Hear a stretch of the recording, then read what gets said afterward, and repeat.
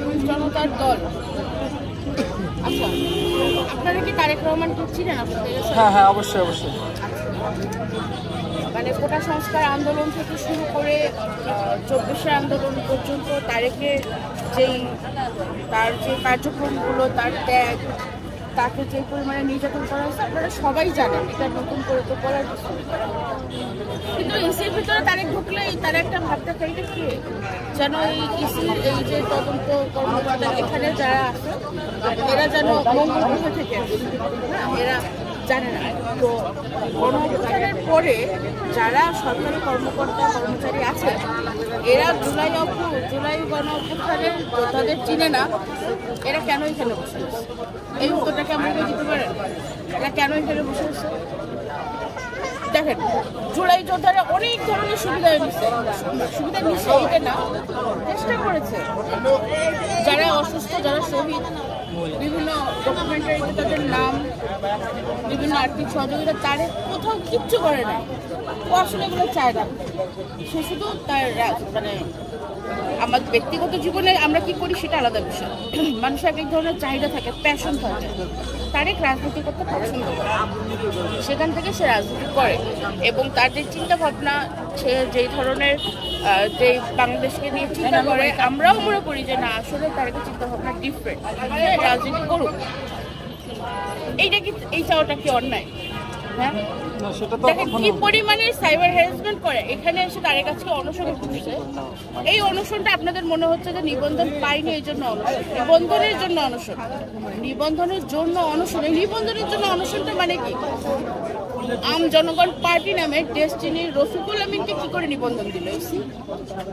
আমার বলেন, আপনারা এই সাংবাদিক, কতগুলো সাংবাদিক এখানে আপনারা মাঠ পর্যায়ে দেখছেন রফিকুল আমিনের কোনো ধরনের প্রোগ্রাম দেখছেন? মাঠ পর্যায়ে তাদের কোনো প্রোগ্রাম, তারা নিবন্ধন পায় টাকা।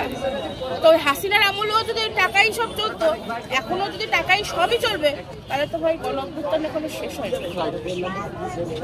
এখনো গণঅভ্যুত্থান শেষ হয়নি, আন্দোলনের কোনো শেষ হয়নি। এখনো কি নির্বাচন কমিশনের পক্ষ থেকে কোনো ধরনের আশ্বাস পেয়েছে কিনা সেই বিষয়ে আপনি কি জানেন? করতেছে, হ্যাঁ, গতকালকে বলেছে যে তারা শুধু এতটুকুই বলেছে আমাদের নিবন্ধন দেয়নি। কেন দেয়নি? নো কমেন্টস, মানে আমাদের বলার নিষেধ আছে। তারিখ বিভিন্ন জন্য তারিখ কেন এতটা মানে ট্রমাটাইজড হয়েছে যে নিবন্ধন দেয়নি, তারা আমাদের বলবে যে আমাদের 120টা কমিটির চাহিদা ছিল, আপনাদের কাছ থেকে আমরা 4টা পাইছি, 5টা পাইছি, 50টা পাইছি, বলবে তো? তারা বলা নিষেধ আছে। মানে এখানে কি বলা নিষেধ আছে? মানে এখানে কি জমি জমা সংক্রান্ত কোনো মানে দেন দরবার চলছে?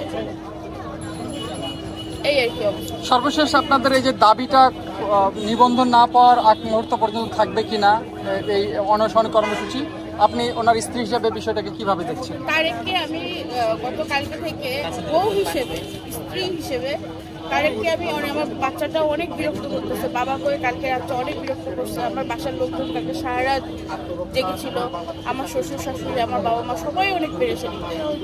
তো আমি তারেককে অনেকবার বলেছি যে তার রাজনীতি করার কি প্রয়োজন। মানে আমি তাকে বলছি, একবারও বলিনি তুমি সরে আসো। মানুষের ব্যক্তিগত চাহিদা থাকে, পছন্দ থাকে, সেখানে তো আসলে হস্তক্ষেপ করার কিছু নাই। বলেছি যে তোমার এটার কি প্রয়োজন, যদি ভালো না লাগে বা তোমার সাথে যাচ্ছে না। কিন্তু ওর একটাই কথা যে পুরোটা বাংলাদেশের যে সিচুয়েশন, যে স্ট্রাকচার বা এখন যেভাবে বাংলাদেশের যা চলছে, এইভাবে কি আসলে একটা দেশ চলতে পারে? এখন সবাই যদি এক হয়ে মিলেমিশে একটা ভণ্ডামি করে, তো আমি কি সেখানে চুপ করে থাকবো? তো ওর এই চিন্তাটা আমার ভালো লাগছে যে ওকে, সে যদি ডিফারেন্ট কিছু করতে যাচ্ছে সে করুক, আমাদের তো সমস্যা নেই। আজ পর্যন্ত তারেকের দ্বারা দেশের কোনো ক্ষতি হয় না, উপকার ছাড়া। এই আপনি ওনার স্ত্রী হিসাবে এই আমরণ অনশনে নেমেছে, আপনি সাপোর্ট করছেন কিনা তাকে ব্যক্তিগত জায়গা থেকে সেই বিষয়টা? অবশ্যই সাপোর্ট করছি, এবং সাপোর্ট করছি বলেই তো আমি আজকে এখানে এসেছি। সাপোর্টটা করলে আমার এত ছোট বাচ্চা নিয়ে তো আমি আসতাম না। আমার ছোট বাচ্চা না থাকলে আমি ওর পাশে বসেছি। কিন্তু আসলে আল্লাহই উত্তম পরিকল্পনাকারী। আমাদের বাচ্চাটা এতই ছোট যে আমি এই অবস্থায় তার পাশে বসতেও পারছি। আচ্ছা, আরেকটা বিষয় জানতে চাই যে তারেক ভাই মানে উত্থান পতনের মধ্যে দিয়ে রাজনৈতিক জগতে এসেছে, পরবর্তী সময়ে তার রাজনীতি চালিয়ে নিয়ে যেতে চায় সেই বিষয়ে আপনি কতটুকু সাপোর্ট করবেন নাকি আপনি আপনার মত পরিবর্তন করবেন এই বিষয়টা জানতে চাই। তারেক যখন নতুন কোনো সিদ্ধান্ত নেয় আমি তারেককে জিজ্ঞেস করি প্রত্যেকবার যে তুমি এটা কেন করছো। যদি আমার মনে হয় যে হ্যাঁ এটা যোগ থেকে এটা ভালো, ফাইন, নো প্রবলেম। কিন্তু যদি মনে হয় যে এটা ভালো না, জাস্ট তাকে বলি যে এটা করো না, এটা মনে হচ্ছে ভালো হচ্ছে না। এবং ও আমার মানে যেটা আমি যদি কখনো বলি যে এটা ভালো হচ্ছে না, সে চিন্তা করে সেটা। ঠিক আছে, থ্যাংক ইউ।